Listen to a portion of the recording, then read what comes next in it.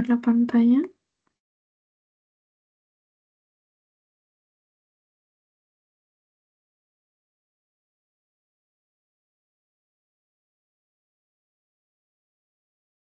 ¿Sí se logra ver la pantalla para empezar con la clase?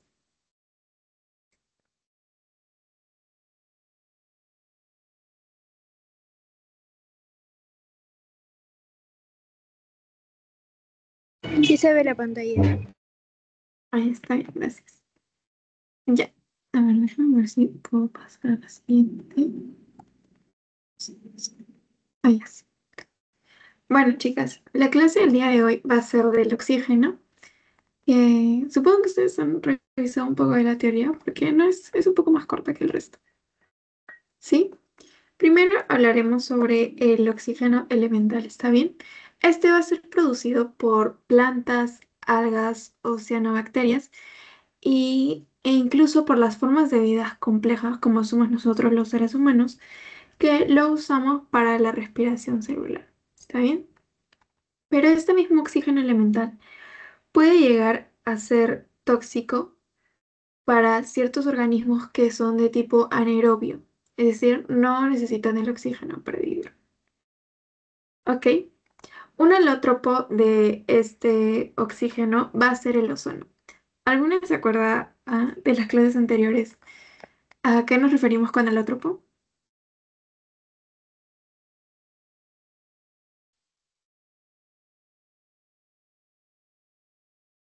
¿Tienen diferentes estructuras? Ah, o sea, sí son diferentes estructuras, ajá, como vimos del carbono, pero una definición más clara está bien. Pero una definición más clara es que son las distintas formas de un mismo elemento, como vimos en el anterior del carbono, que se van a presentar en la naturaleza. ¿Sí? Y este mismo ozono, cuando está a una gran altitud, se va a encargar de proteger la biosfera de la radiación ultravioleta. Pero al contrario, cuando está cerca a la superficie, va a ser contaminante. ¿Ok? A ver, ¿todo claro con esto? Para pasar al siguiente.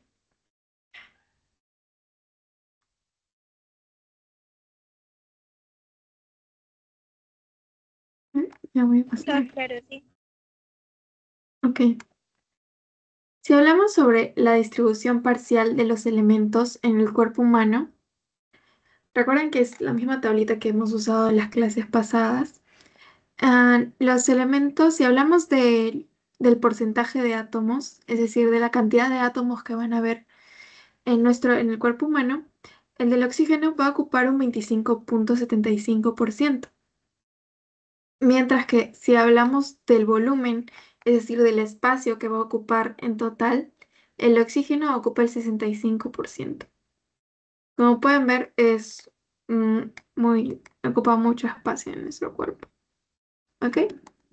Y ya si hablamos sobre las generalidades de lo vamos a encontrar en el grupo 16, que es el 6A.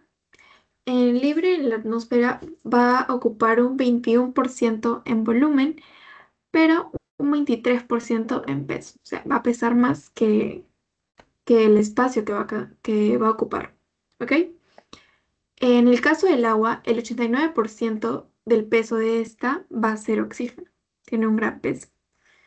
Y si hablamos de la capa más externa de la Tierra, el 47% de esto va a ser oxígeno. ¿Está bien? Pero si nos referimos en el caso de aire, mar y tierra, en estos tres el 50% va a ser oxígeno. Como podemos ver, en la mayoría de casos, si no es en todos, el oxígeno ocupa un gran espacio, o sea, va a ser muy abundante en nuestro planeta. Y es por eso que es elegido por la vida, porque va a ser abundante. Además, tiene la capacidad de oxidar, que cuando nos referimos a oxidar es básicamente la transferencia de electrones, pero eso lo vamos a ver más adelante también. Y es muy reactivo con otros elementos. ¿Ok? Esas son las tres cosas por las que el oxígeno es importante: su abundancia, su capacidad oxidativa y su reactividad. A ver, ay, un momento. A ver, quiero ver si hay con más puntos. No. Ya. Estos son ya datos un poco más específicos que no creo que les pregunte, pero bueno, ya por si acaso los puse ahí. El símbolo, la O, su peso atómico. Esta es la configuración electrónica. ¿Se acuerdan que vimos de los orbitales híbridos de la hibridación? Ahí están. La valencia va a ser -2. ¿Por qué se dice que la valencia es 2? Si los electrones que se encuentran en la última capa van a ser 6. A ver, un ratito. Voy a poner la opción para anotar.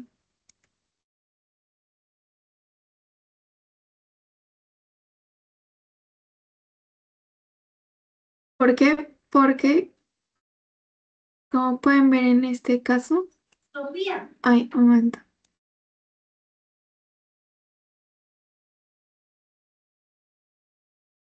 Ya, era la señora que me hace la comida. Ya, bueno.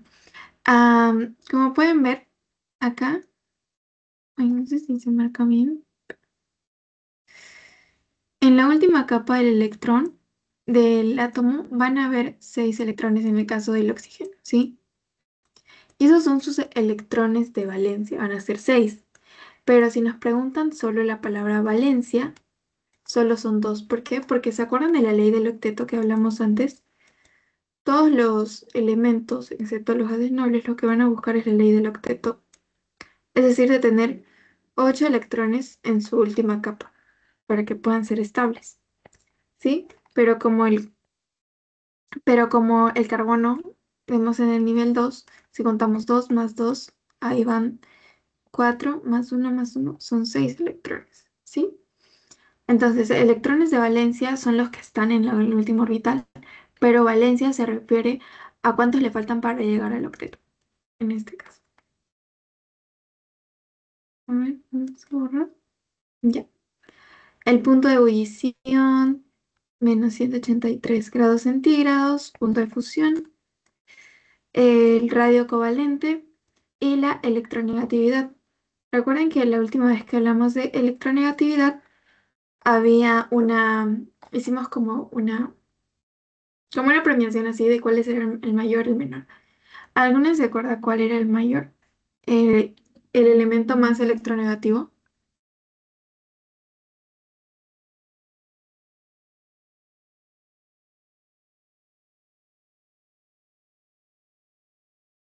Bueno, el elemento más electronegativo va a ser... Ay, bueno, si no ahí lo digo, no importa. Es el flúor, ¿sí? Y después del flúor, el flúor va a ser el primero. Y después de este va a estar el oxígeno. ¿Ok? Ay, a ver, chicas, me dan un momentito. Porque...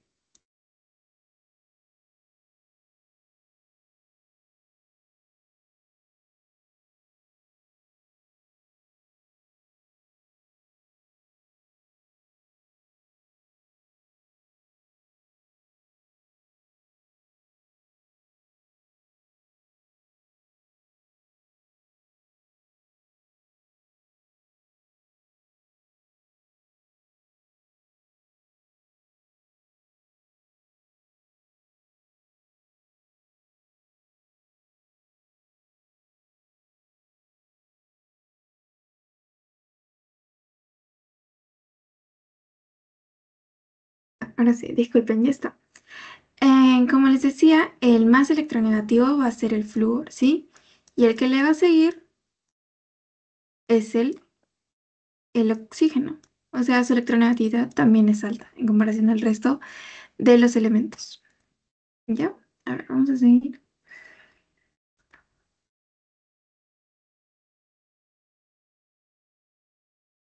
Ahora hablaremos sobre un experimento de Antoine Lavoisier, ¿sí?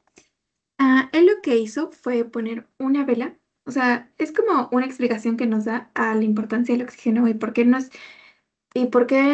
bueno por qué el oxígeno no es bueno en exceso, tanto como en bajos niveles, ¿sí? Una vela, si la tapamos con un vidrio, ya va a tener oxígeno, va a quedar oxígeno atrapado adentro. La vela se va a apagar porque se va a encargar de consumir todo el oxígeno que está dentro.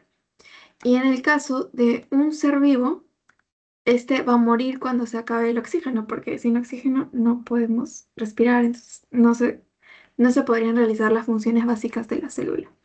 ¿Está bien? Y por el contrario, a ver,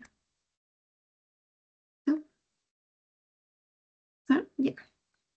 Y por el contrario, cuando deja de entrar un poco más de oxígeno, la vela se va a consumir rápidamente cuando entre mucho más oxígeno.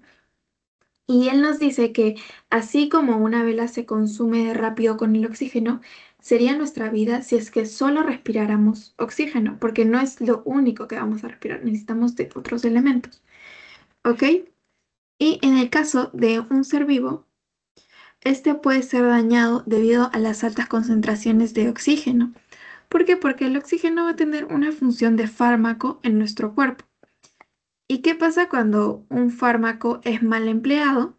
Este se puede volver en un veneno. Y como vemos en la imagen, a concentraciones muy altas, el oxígeno inactiva completamente los sistemas enzimáticos que, que siguen el proceso proteico. Ujú. Al final matarían a cualquier animal. ¿Ok? Entonces no es bueno el oxígeno en bajas concentraciones ni en muy altas. ¿Sí? Y esto es lo que nos explica Antoine Lavoisier. A ver, voy a seguir. Si es que no tiene ninguna duda, si no, interrúmpame. ¿Ok? Asimismo, nos hablan que el oxígeno es un oxidante biológico. ¿Por qué? El oxígeno, la función de este va a ser un oxidante biológico, ¿sí? Entonces, aquí nos ponen un ejemplo de su importancia que tiene en el metabolismo de la glucosa. Porque acá, como vemos en la flechita, nos dice que va a obtener una obtención eficiente de energía, nos va a ayudar a obtener mucha más energía. Y siguiendo este ejemplo del metabolismo de la glucosa, aquí en el cuadro, hay dos rutas, una anaerobia y una aerobia. La aerobia va a ser con oxígeno, anaerobia sin oxígeno, ¿ok? Y este, cuando no se emplea oxígeno, el ácido pirúvico se va a convertir en ácido láctico y etanol, ¿sí? Y obtendremos solo 2 ATP. Pero por el contrario, si es que existe oxígeno, lo que va a pasar es que el ácido pirúvico va a entrar a la mitocondria y la mitocondria después de esto se va a producir estos dos productos, que es el acetilcoenzima A y el otro no me acuerdo, es dióxido de carbono, pero... Y ya bueno, y luego con estos dos productos se va a dar el ciclo del ácido cítrico. ¿Alguna sabe el otro nombre que recibe este ciclo? Que es muy conocido, de hecho. Sí, no habrá escuchado de él.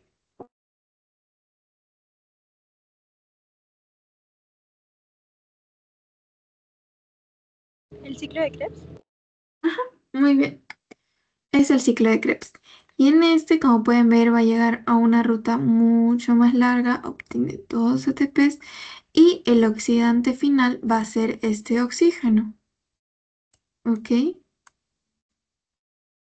Y como resultado vamos a obtener de 32 a 34 ATPs.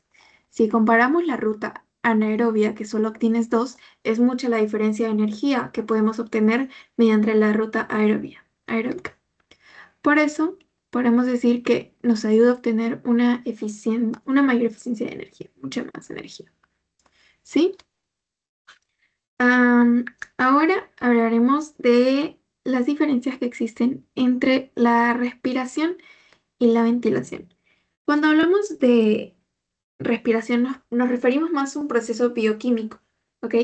En el que la transferencia de electrones a nivel mitocondrial se van a usar para obtener energía celular, ¿sí? Pero si hablamos de la ventilación, es más un proceso biofísico que implica el intercambio de gases, solo eso, ¿sí? Y si nos referimos a los procesos oxidativos, si les preguntan, son estos tres: la respiración, la combustión y la oxidación. Y por eso les expliqué anteriormente. La respiración, porque no es lo mismo que la ventilación. Eso deben tener muy en claro. Este es más bioquímico y el otro es más un proceso más biofísico. Sí, estos tres: respiración, combustión y oxidación, son los procesos oxidativos. A ver, voy a continuar. Si es que no tienen alguna duda. Ok, ahora sobre los ciclos del oxígeno. Aquí más que todo apréndanse los nombres que lo constituyen. Van a ser ay, un ratito. Ya.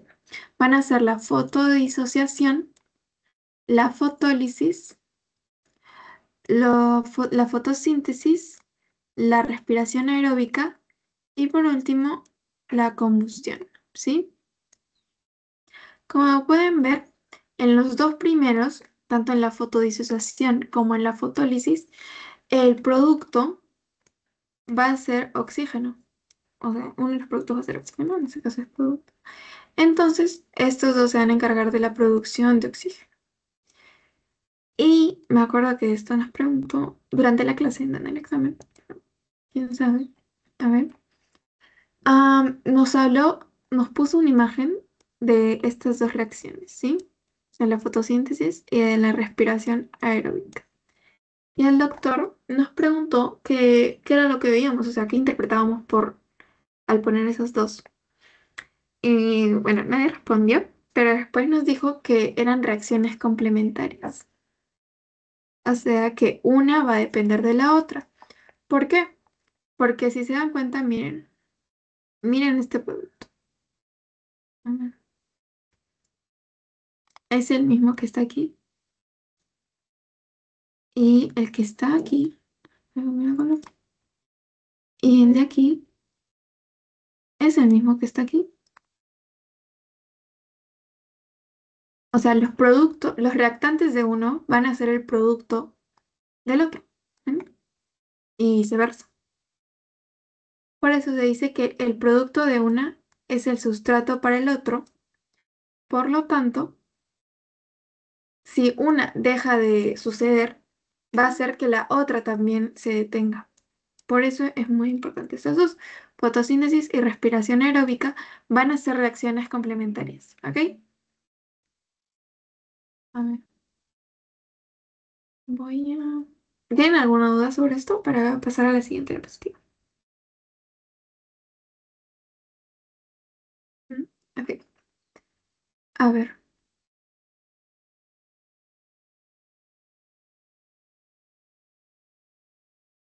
ahora hablaremos sobre los isótropos y sobre los alótropos. Ya les pregunté qué era alótropos y isótropos son básicamente cuando pueden ver tienen distintos números de neutrones. Es lo único que cambia. Y en este caso, el isótropo del oxígeno que va a encontrarse en mayor cantidad es el O16. Acuérdense de eso. El que está en mayor cantidad es el O16. Va a tener 8 protones, 8 neutrones. Luego en filita, ¿no? El O17, 8 protones y 9 neutrones. Y por último, el O18, 8 protones y 10 neutrones. ¿Ok? Y entre los alótropos que vamos a encontrar al oxígeno de forma estable en su forma molecular y al ozono, que van a ser 3 átomos de oxígeno.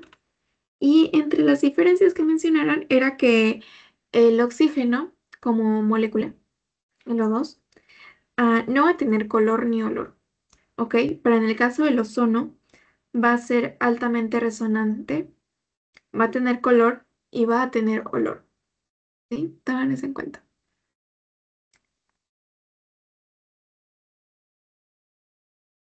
A ver, ya vamos a continuar.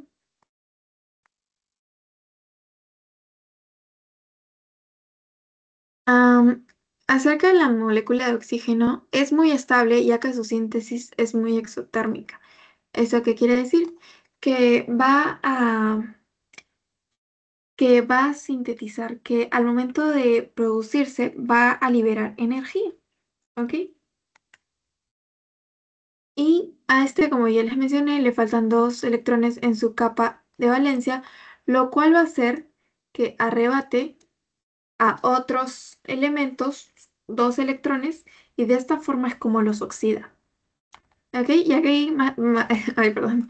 Y aquí básicamente lo que les puse es la energía que se refiere, ¿ok? La energía que necesita. Para adicionarle dos electrones va a necesitar 168 kilocalorías por mol, pero para retirarle va a necesitar muchas más, 314 kilocalorías por mol. Entonces es mucho más fácil que él quite a que le quiten un electrón, ¿ok? Y eso es todo por esta diapo. Si tienen alguna duda, me preguntan. Ah, ya, y esta es la energía que libera, ¿sí? Que me olvidé de mencionarles, disculpen. Y ya, a ver, vamos a continuar. Si hablamos de la reacción redox, que es muy conocida, creo yo, nos referimos a toda reacción química en la que uno o más electrones se van a transferir. ¿Se acuerdan de que les hablé de la transferencia de electrones? Provocando un cambio en los estados de oxidación, en la capacidad oxidativa. A esto nos referimos con la capacidad oxidativa que tiene el oxígeno, ¿sí? Y a ver, esto en una reacción redox van a haber dos agentes importantes, el agente oxidante y el agente reductor. Aquí lo que pueden hacer para no tratar de entreverarse es que es lo opuesto. El agente oxidante se va a reducir, mientras que el agente reductor se va a oxidar, ¿sí? ¿Por qué se dice que se oxida? Porque a este le van a quitar electrones y aumenta su estado de oxidación. Al quitarle electrones que son de carga negativa, se va a volver mucho más positivo. Por eso decimos que va a aumentar su estado de oxidación. Pero si al oxidante lo que le pasa es que le quitan los electrones, disminuye su estado, él quita electrones. O sea, va a tener muchos más electrones que de lo normal. Por lo tanto, va a disminuir su estado de oxidación porque, como sabemos, los electrones van a tener una carga negativa. ¿Sí? A ver. En la próxima también, en la próxima diapo lo explico más por si no entendieron. Aquí, miren lo que pasa aquí. Acá tiene cero en su estado de oxidación, pero después pierde electrones. Le van a quitar electrones. A este le van a quitar. Y como a él le van a quitar, ¿qué va a hacer? Un agente reductor. Si le quitan electrones, es agente reductor. ¿Y qué es lo que pasa? Aumenta su estado de oxidación. Aumenta mucho más. ¿Por qué? Porque le quitan carga negativa, o sea, se vuelve más positivo. Y es así como de cero pasa a más 2. Y en el otro caso, en el caso del agente oxidante, lo que sucede es que él quita electrones. Y al quitar electrones, retiene esa carga negativa para él mismo. Entonces, ¿qué va a pasar? Se va a reducir, su estado de oxidación se va a reducir. ¿Sí? Hay un momento. Estoy escribiendo un asesor, uno del grupo. A ver, le voy a contestar un ratito, ¿sí?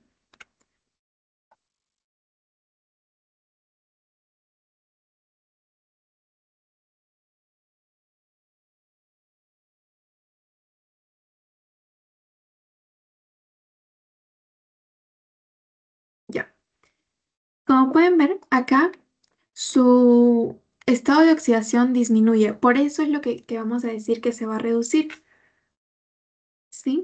Y es así como el agente reductor es el que se oxida, mientras que el agente oxidante es el que se reduce, ¿sí? Y ya, a ver, creo que con esta imagen ya queda un poco más claro. O no sé si se han confundido más. Pero a ver, si lo ven así, creo que se entiende mucho mejor con mis flechas. Me avisan si entienden o si no se los puedo explicar de nuevo.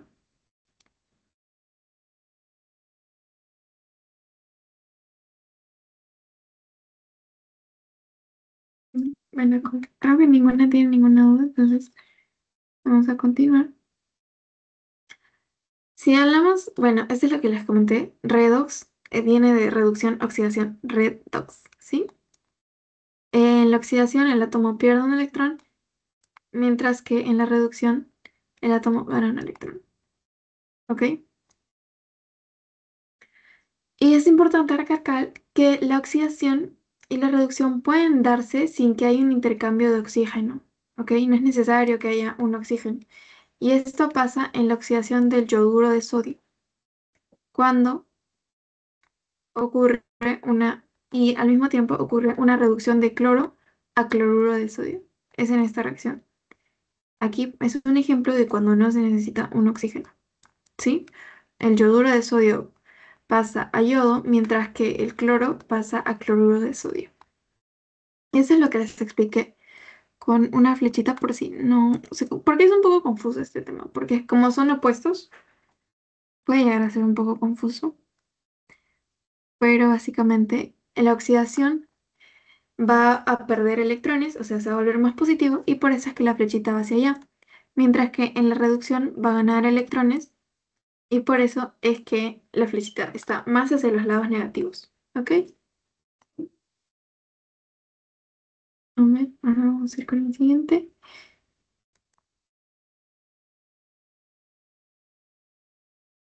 Ok, el número de oxidación. El número de oxidación es el número entero que representa el número de electrones que un átomo pone en juego cuando forma un enlace determinado. ¿Ok? ¿Por qué? Porque este número de oxidación va a cambiar según en dónde esté enlazado. Por eso que se dice que pone en juego, porque va a cambiar en un enlace determinado, porque se puede enlazar con distintos elementos. ¿Ok? Entonces aquí, bueno, es lo mismo, oxidación, reducción. En el caso de oxidación, como ¿se acuerdan de las flechitas? El número de oxidación va a aumentar, pero en el caso de reducción, el número de oxidación de la especie se va a disminuir. Ok, y bueno, acá vemos un ejemplo. ¿Se acuerdan del grupo 1A y 2A que se dije que aprendan? Eso es muy importante porque el número de oxidación va a variar según en este caso del 1 y 2A, va a variar según las filas, ¿sí? Y acá, en el caso de cómo hallamos un número de oxidación, si no me acuerdo, también lo vimos, que la suma de todas estas cargas tiene que dar cero, ¿ok? Entonces multiplicamos cada uno. Sí, hicimos ejercicios de esos, si no me equivoco. Multiplicamos cada uno y si por ejemplo nos ponen acá X, lo que tenemos que hacer es igualar toda la suma a cero y así se halla fácilmente como un sistema de ecuaciones. ¿Sí? No ahondaré mucho más en esto porque sí lo trabajamos en una clase en la que hicimos ejercicios incluso. A ver, mm, aquí para continuar.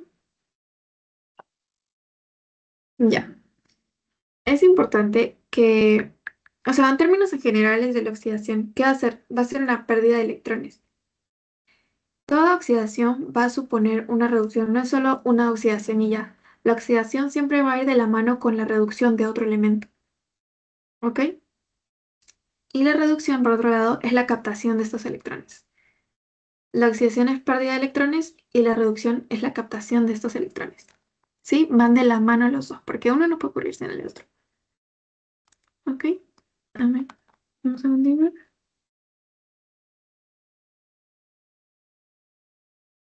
Ya. Ahora hablaremos de los free radicals. ¿A qué nos referimos con free radicals? A cualquier especie química que en su orbital más externo tiene uno o más electrones sin pareja. Básicamente como que la formación normal del oxígeno. ¿Se acuerdan cuando hicimos los números cuánticos para el M, para el spin y el magnético, si no me equivoco? Hicimos como rayitas, ¿se acuerdan? Así, así rayitas. Y colocamos así los electrones y luego así, así. Lo que va a suceder en este caso es que uno de estos electrones se va a mover, ¿ok? Y por eso se va a decir que tiene uno o más electrones sin pareja en su orbital, en su último orbital, que es el más externo. Ok, después hay una imagen que puse por si no lo comprende muy bien aún. ¿Y cómo es que una molécula puede llegar a ser un free radical? ¿Por ganancia de un electrón? ¿Porque gana un electrón? ¿Porque pierde un electrón? ¿O por la fisión hemolítica del enlace? ¿Ok? O sea, básicamente el enlace va a cambiar. Y es por eso. Ganancia de electrón, pérdida de electrón y fisión hemolítica del enlace. Acá, si no, lo que más resalta aquí son los ejemplos de free radicals del oxígeno, porque son 4, 5, 6 por ahí, que nos explican en clase. ¿Ok? Cabe recalcar que las mitocondrias van a tener una función muy importante en estos free radicals. ¿Por qué? Porque van a usar el 96% del oxígeno que consumen para producir free radicals de oxígeno. ¿Sí? Las mitocondrias. Además de ello, las mitocondrias van a producir continuamente oxígeno y óxido nítrico, que son dos radicales libres. No, aquí si no me equivoco, el O2 menos no es oxígeno, es, a ver, tiene un nombre, es este, el anión superóxido. Ajá. Van a producir continuamente anión superóxido, disculpen, y óxido nítrico, que son dos radicales libres. ¿Ok? Que vamos a estudiar sus funciones más adelante. Y además, las mitocondrias son la fuente intracelular más importante de oxígeno. Las mitocondrias son muy importantes cuando hablamos del elemento del oxígeno. ¿Ok? Y esa misma producción puede ser por células inmunocompetentes. ¿Ok? Aquí más que todo les puse esto y también les puse otra más adelante porque me gustaría que se aprendan la forma, esta forma, el nombre con la forma, ¿sí? El nombre con la forma. Porque me acuerdo que en mi pasito de seminario a mí la doctora me dictó, no sé si sigan los mismos sectores, dice igual para todos, pero la doctora me dictó el nombre y yo tenía que escribir literalmente esto. O no sé si ahora sea para marcar, pero yo tenía que escribirlo, ¿sí? Así que apréndanselos bien. Y como no estaban todos en esa tablita, aquí también les puse el del singlet, en el singlete, ¿ok? Y ya, más que todo es eso. Ahorita vamos a hablar de cada uno. A ver, sí. Ok, primero hablaremos del singlet. Es el estado energético que se informa solamente con el ordenamiento de los electrones sin pareja de su último orbital. Esto lo entendemos más al ver la imagen, porque miren, a ver, acá es el normal, este, oxygen, y el del singlet. Como pueden ver, hay un movimiento en lo que les mostré. Se mueven, ¿sí o no? Acá se van a mover. Y esto es lo que genera este singlet. El ordenamiento de electrones sin pareja de su último orbital. ¿Sí? ¿Y este qué va a hacer? ¿Qué características va a tener? Va a ser altamente reactivo porque modifica la restricción del spin. ¿Se acuerdan que el spin era el último, el de si iba hacia arriba o hacia abajo? Lo va a modificar. ¿Por qué? Porque ya no va a ir hacia arriba y hacia arriba. Va a ir uno hacia arriba y uno hacia abajo. Va a modificar este spin. Y dos tipos de singlet van a ser sigma y delta. Aquí no es andar, solo saber los nombres, sigma y delta. ¿Sí? En el caso del superóxido, es un singlet que se reduce al ganar un electrón más. O sea, es un singlet, pero con un electrón más. ¿Ok? Y si es que el superóxido se combina con otro protón, va a dar lugar a otro radical, el radical hidroxiperóxido. ¿Sí? Son nombres un poco confusos, ¿sí? Pero no son tantos tampoco. No. Ok, si le añadimos al superóxido un protón, se va a convertir en este radical, en el radical hidroxiperóxido. ¿Sí? Mm, A ver, y va a tener muy poca reactividad, pero aún así mismo puede causar daño en el ADN, en los polisacáridos, puede causar daño y va a generar una respuesta inflamatoria, ¿ok? Lo que lo caracteriza es esto, que tiene poca reactividad y va a generar una respuesta inflamatoria. Acuérdense que una diferencia es que el singlet es altamente reactivo, ¿sí? Pero no es el más reactivo de todos. Vamos a ver el más reactivo. En, creo que si no es en esta, en la próxima o en la otra. El radical hidroxiperoxi, ¿se acuerdan que si le aumentábamos un protón al superóxido nos daba el hidroxiperoxi? Es este. Es mucho más reactivo que este. Y su formación la favorecen los pH menores al fisiológico. ¿A qué nos referimos con pH fisiológico? Es el que necesita nuestro cuerpo para mantener los distintos procesos que nos ayudan a vivir, ¿ok? Como las bombas, ¿sí? Es el pH que nos ayuda a controlar todo eso, a mantener un equilibrio, una homeostasis en nuestro cuerpo, ¿ok? A ver, y hablando del peróxido de hidrógeno, lo que podemos decir es que, a ver, lo más importante de este es que va a generar el radical hidroxilo. Y no es un free radical, solo va a ser un precursor del radical hidroxilo. Acuérdense de eso, no es un free radical, pero ese es el que va a generar el radical hidroxilo. Por eso es importante. Peróxido de hidrógeno genera el radical hidroxilo. ¿Ok? Y por eso mismo es que se le incluye en el grupo, porque genera al más reactivo de todos. ¿Ok? Esto es como un spoiler. El más reactivo va a ser este radical hidroxilo. Por eso se los puse en el mismo color, para que lo asocien un poquito más. ¿Sí? A ver. Ya. Ahora sí, el radical hidroxilo, que es el más reactivo de todos. Es altamente reactivo y no se conocen enzimas que actúen sobre él. Es por eso que la célula, todos sus esfuerzos, todas sus funciones, se va a encargar de prevenir la formación de este radical hidroxilo, porque es muy peligroso para la célula. Y se va a formar en dos reacciones, ¿ok? En la reacción de Fenton, que es la primera, en donde a este peróxido de hidrógeno se le añade, entra en contacto con iones ferrosos de hierro o cúpricos de cobre, ¿sí? Entre estos dos, ferrosos y cúpricos. Y esa es la reacción de Fenton. Luego está la otra que, bueno, Averways, no sé si se dice así, la verdad, pero es por el producto de radiaciones de ionización, ¿sí? Entonces, ¿qué pasa con el radical hidroxilo? Va a ser altamente reactivo, la célula va a tratar de prevenir su formación a toda costa y se va a formar por dos reacciones conocidas, la de Fenton y la de Averways. ¿Ok? Y por último, tenemos al óxido nítrico. ¿Sí no me equivoco es la última? No, no, no es la última, pero de estos radicales. Que es un factor relajante derivado de endotelina. ¿Sí? Y el óxido nítrico va a ser muy importante, incluso hasta ahorita yo estudio sobre eso. En algunos cursos nos hablan de este.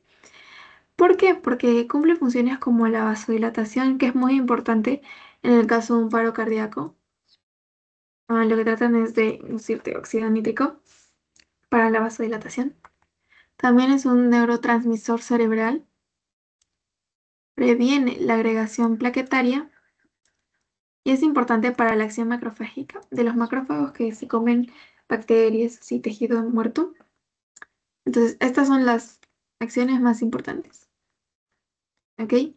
Vasodilatación, neurotransmisor, previene la agregación plaquetaria y es importante en la acción macrofágica. Su tiempo de vida media va a ser de 6 a 10 segundos. ¿Y quién la va a sintetizar? En este caso va a ser la enzima óxido nítrico sintasa. ¿Y qué es lo que esta enzima va a necesitar moléculas para poder sintetizar este óxido nítrico? Y es aquí donde entra la arginina, el oxígeno, que es lo que estamos hablando, y el NAT. Em, la arginina es un aminoácido precursor de óxido nítrico, Esto a mí me lo preguntaron en el examen. ¿Cuál es el aminoácido precursor del óxido nítrico? La arginina. ¿Ok? Tengan eso muy claro. Es la arginina. Me estoy marcando porque a mí me lo preguntaron. No sé si ustedes se lo pueden preguntar de nuevo. ¿Y qué es lo que va a hacer? El oxígeno se va a encargar de oxidarlo. ¿Se acuerdan de las funciones que hemos estado viendo? Va a oxidar este aminoácido. Y el NAD lo que va a hacer es darle, va a transferir electrones para que se pueda realizar esta reacción. ¿Sí? Y las coenzimas tenemos, bueno, estas, que más que todo son un apoyo para que se realice la reacción. ¿Sí? Y los productos que van a ocurrir después de esta reacción van a ser el óxido nítrico y la citrulina.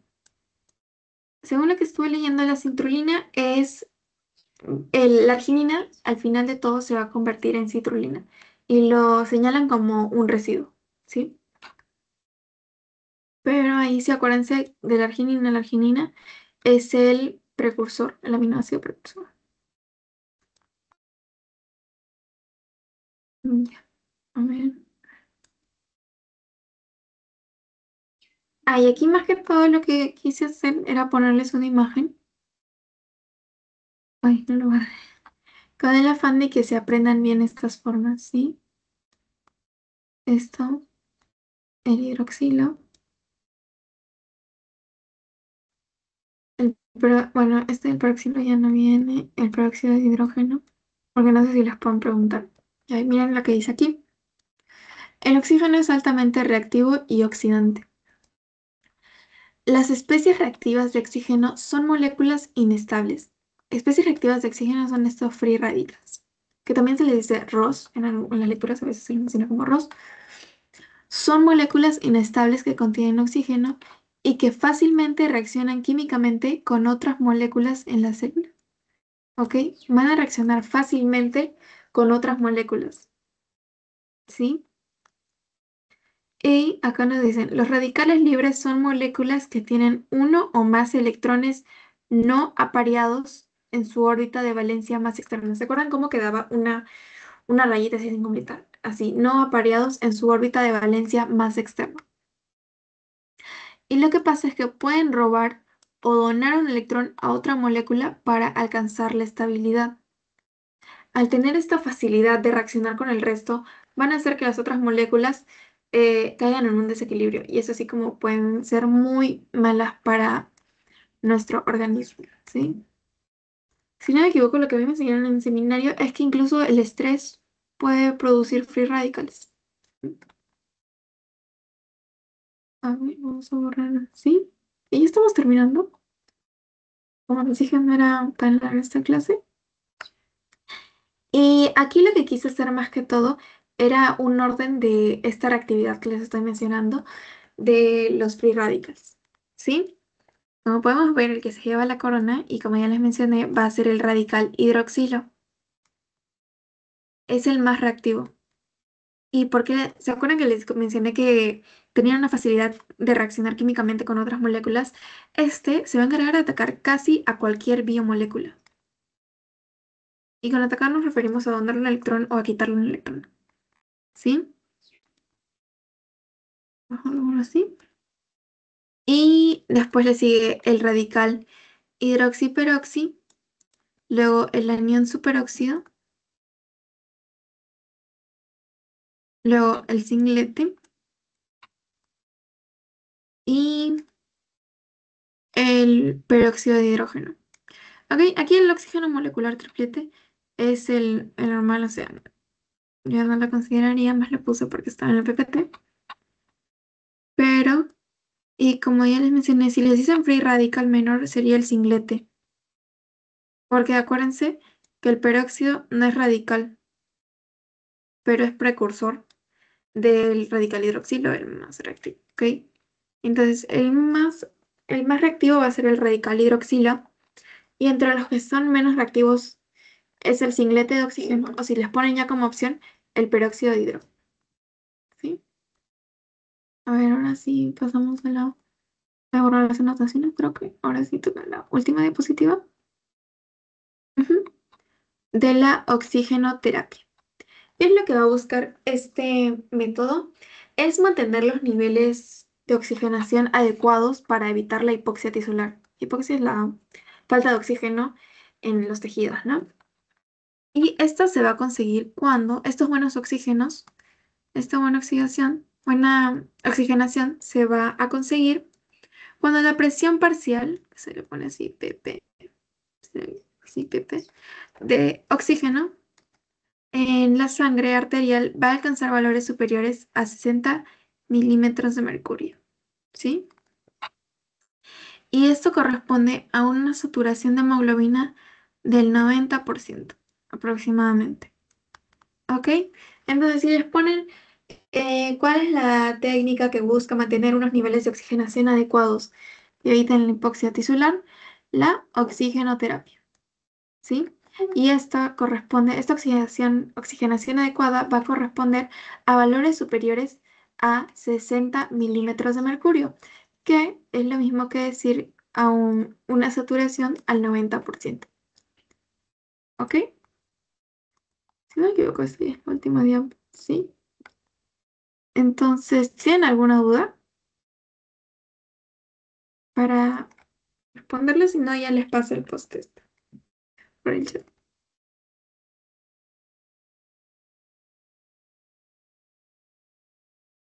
Ok. Bueno, Marife me dice que todo está claro. Voy a dejar de grabar y les paso el post. ¿Ok?